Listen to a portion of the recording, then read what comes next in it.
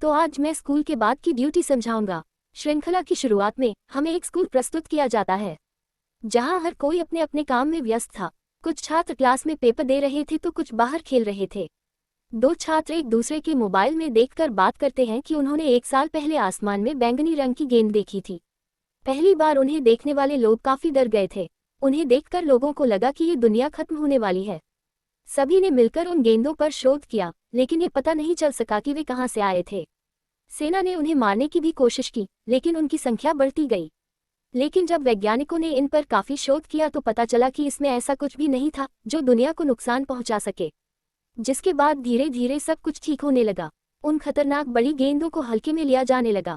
फिर हमें एक लड़का योनेजू दिखाया गया जो बस स्टॉप से उतरा था और सीधे इंटरनेट कैफे में चला गया जहां वह गेम खेल रहा था। उनके साथ उनके दोस्त भी थे जो उनसे बात करने की कोशिश कर रहे थे, लेकिन योनेजू किसी से बात नहीं करता क्योंकि वह अपनी क्लास का टॉपर था। उन्हें दोस्त बनाना भी पसंद नहीं था। उधर सेना के कैंप में एक बहुत बड़ी गेंद गिरी थी। जब लिचुन नामक सैनिक इसे गोली मारने का आदेश दे रहा था तब हर ओर धुआं ही धुआं था। तभी वहां अजीब सी आवाजें भी आने लगती हैं। इसके बाद हमें स्कूल में टीचर दिखाई देते हैं जो क्लास में बच्चों को रिजल्ट बता रहे थे। योनेजू जो कक्षा में प्रथम आया था, फिर एक लड़का दूसरे स्थान पर आया और एक लड़की जो कक्षा की मॉनिटर भी थी। मंत्री जीटीवी पर खबर सुनाते हैं कि सभी स्कूलों में शिक्षा के साथ साथ सेना की ट्रेनिंग भी दी जाएगी और जो बच्चे कॉलेज जाने के लिए तैयार हैं उनके लिए ये सब बहुत जरूरी है। अब क्लास में टीचर सभी को सेना में जाने के लिए फॉर्म देते हैं जिसे उन्हें अपने माता पिता से भरवाना होता है। इसके लिए उन्होंने इजाजत दे दी तो टीचर ने सभी को एक फॉर्म दिया और चले गए, लेकिन वो थोड़ी परेशान दिख रही थी। तभी योनेजू का क्लास के एक लड़के से झगड़ा हो जाता है जो उससे जलता था। अब क्लास का एक लड़का खिड़की से देखता है कि उनके स्कूल में आर्मी आई है। सभी छात्र उन्हें देखकर सोचने लगते हैं कि क्या होने वाला है। शाम को सभी लोग अपने घरों में अपने माता पिता से लेकर सेना में जाने के लिए फॉर्म भरते हैं। एक लड़का जो कक्षा में योनेजू से भी लड़ता था, वह बहुत बिगड़ल था। वह सेना की ट्रेनिंग भी नहीं लेना चाहते थे, लेकिन उसकी माँ उससे जबरन जाने के लिए कहती है। सुबह सभी विद्यार्थी अपना सामान पैक कर स्कूल पहुंच गए क्योंकि उन्हें अब स्कूल में ही रहना था। लिचुन कक्षा में आता है और सभी को अपना परिचय देता है। वह इस प्रशिक्षण में उनके प्रमुख बनने वाले थे।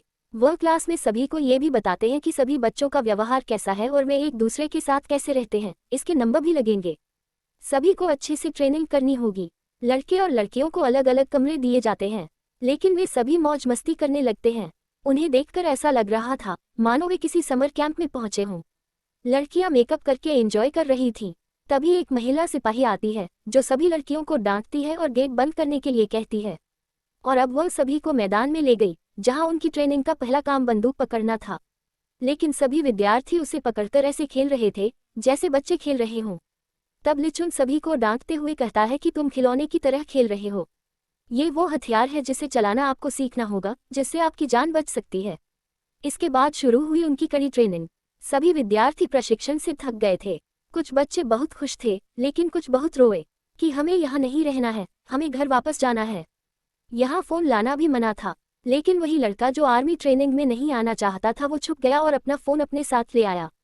वह सभी को एक वीडियो दिखाता है जिसमें सेना सभी जानवरों को मार रही थी। ये सब देखकर उनका एक दोस्त कहता है कि ऐसा तभी होता है जब शहर में कोई वायरस हो। सभी खतरनाक जानवरों को मार दिया जाता है ताकि वे लोगों पर हमला न कर सकें। इसका मतलब है कि युद्ध होने वाला है। जब योनेजू इस कमरे से बाहर जा रहा था, सैनिक लिचुन यहाँ आता है।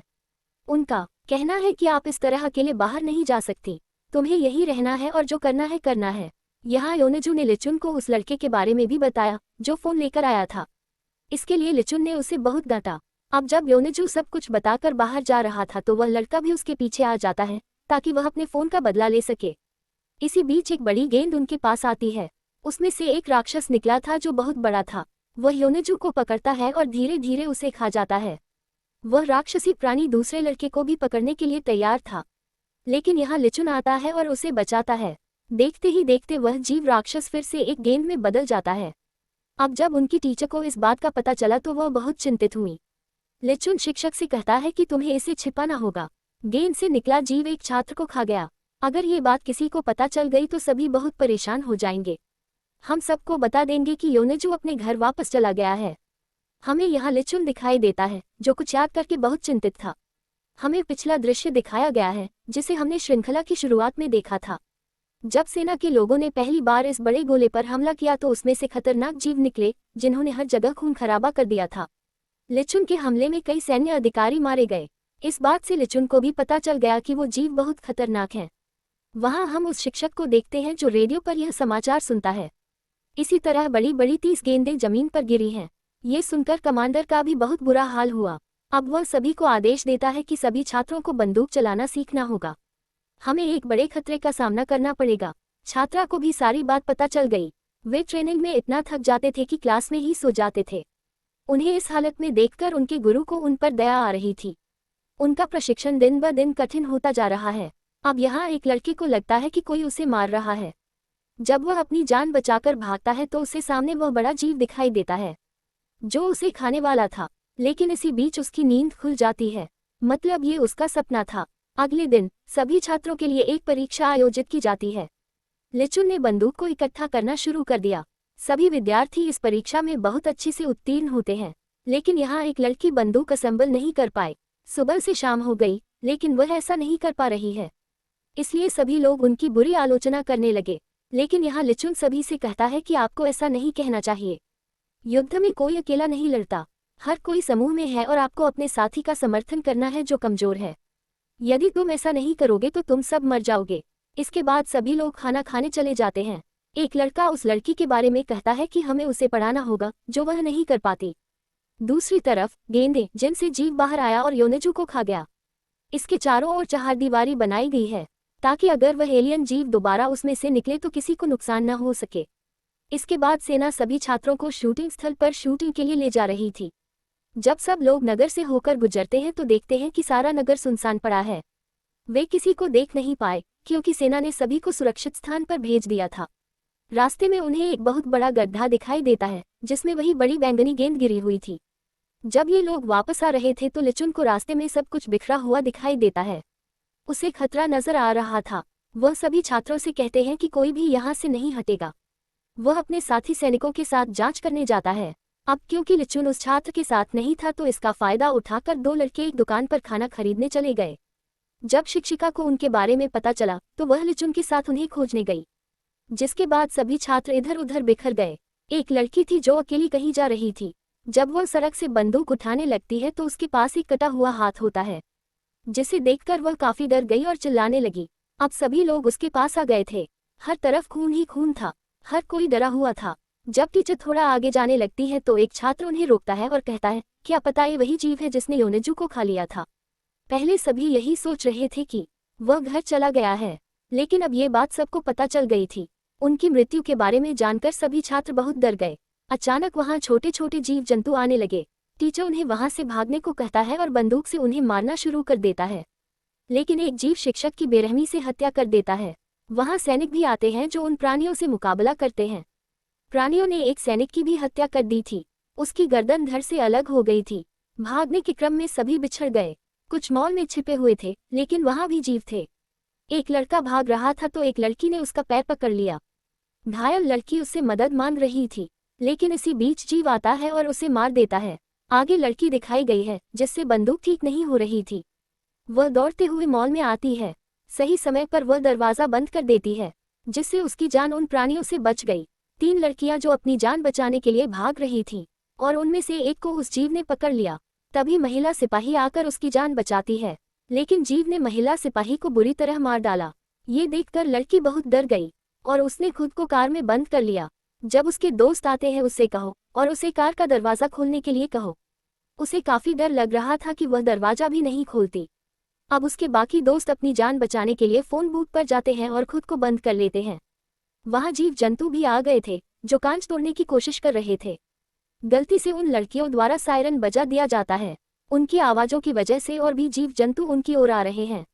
उधर कुछ छात्र एक बिल्डिंग में छुपे हुए थे। उनके पास कुछ छात्र भी आते हैं। अब उन्होंने अपने दूसरे दोस्तों को ढूंढने का फैसला किया। उधर जो 2 लड़के खाना लेने गए थे वे अपनी मस्ती में बैठे खाना खा रहे थे। उन्हें बाहर के हालात के बारे में कोई अंदाजा नहीं था।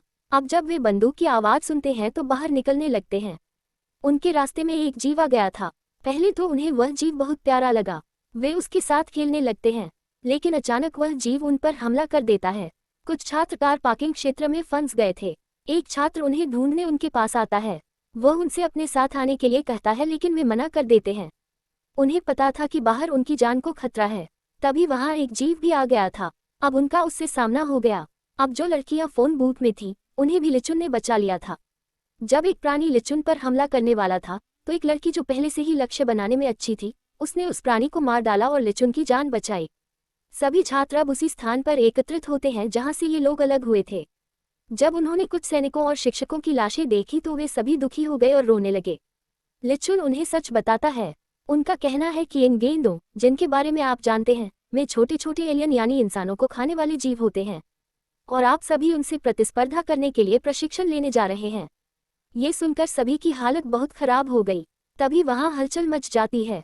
सभी को ये भी लगा कि वह जीव फिर से वहां आ गया है।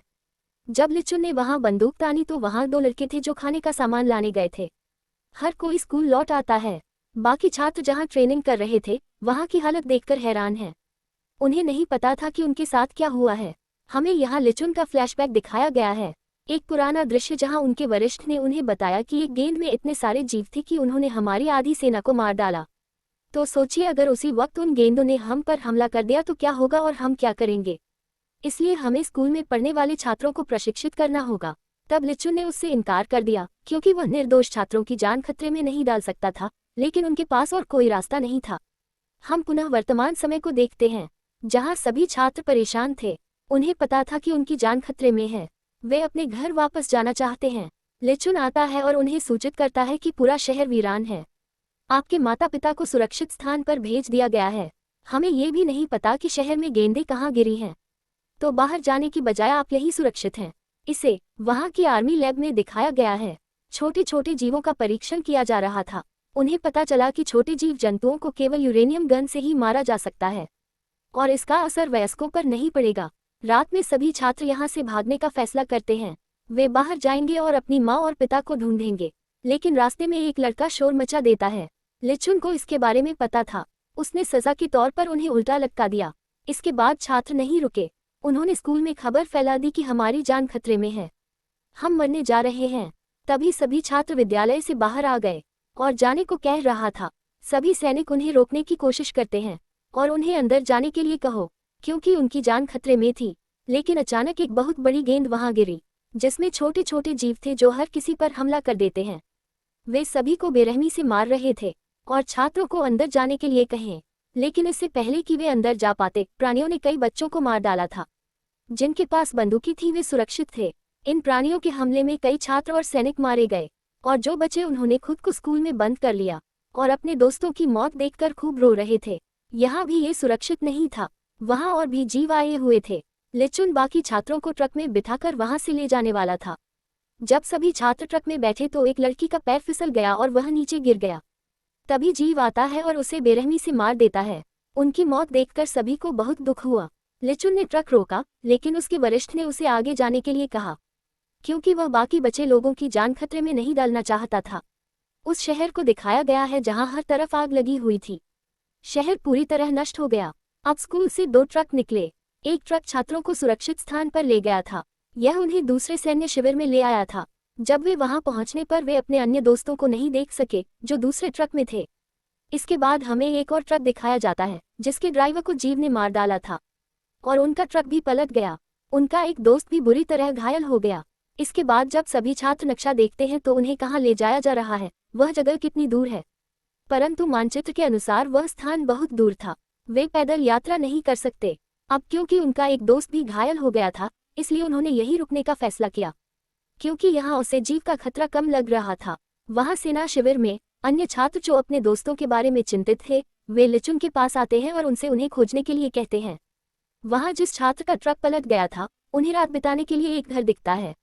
सभी लोग वहां जाने का फैसला करते हैं, लेकिन जाने से पहले सड़क पर एक तीर का निशान बना देते हैं ताकि जब कोई उन्हें ढूंढने आए तो उन्हें आसानी से ढूंढ सके।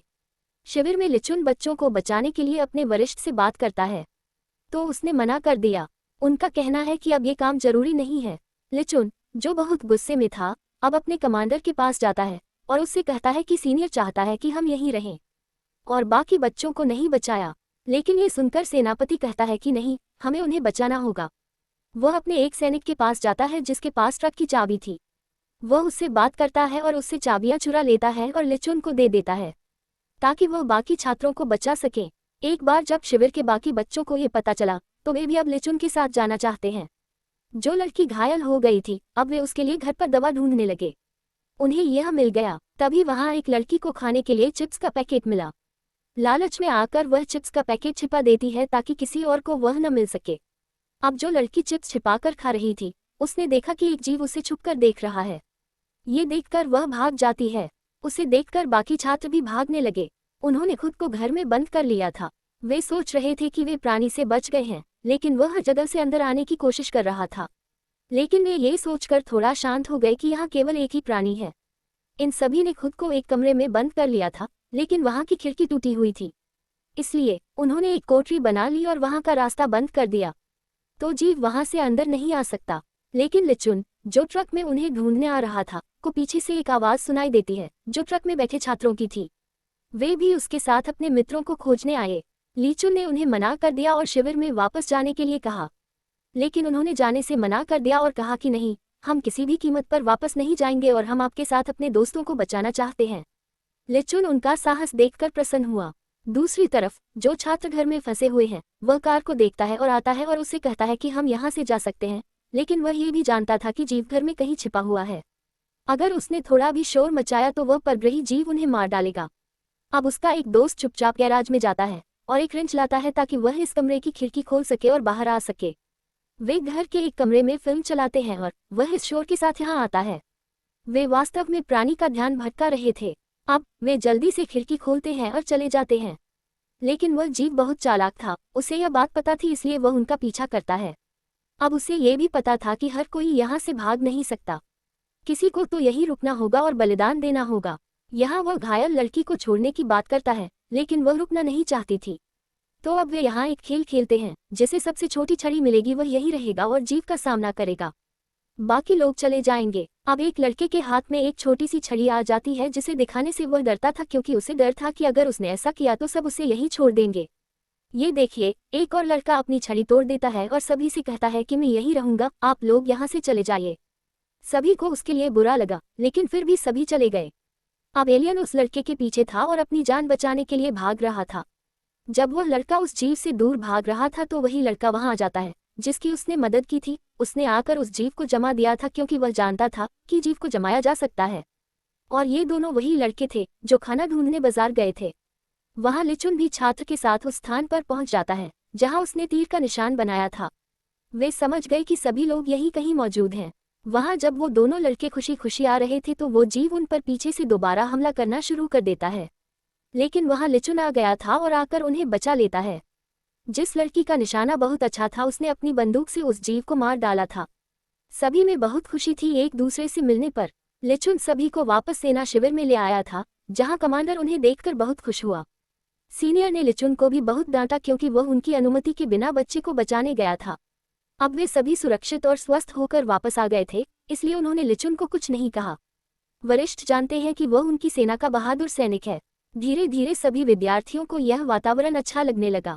सभी एक दूसरे के साथ बहुत खुश थे। वे सेना की वर्दी में बहुत अच्छे लग रहे थे। इसके बाद हमें सेना की बैठक दिखाई जाती है, जिसमें बताया जा रहा था कि जमीन पर कई गेंदें हैं जिनमें कई जीव जंतु हैं। हमें उनसे लड़ना होगा। हमारी सेना ने आधे जीव तो मार दिए हैं, परंतु इस युद्ध में हमारी सेना के बहुत से सैनिक भी मारे गए हैं।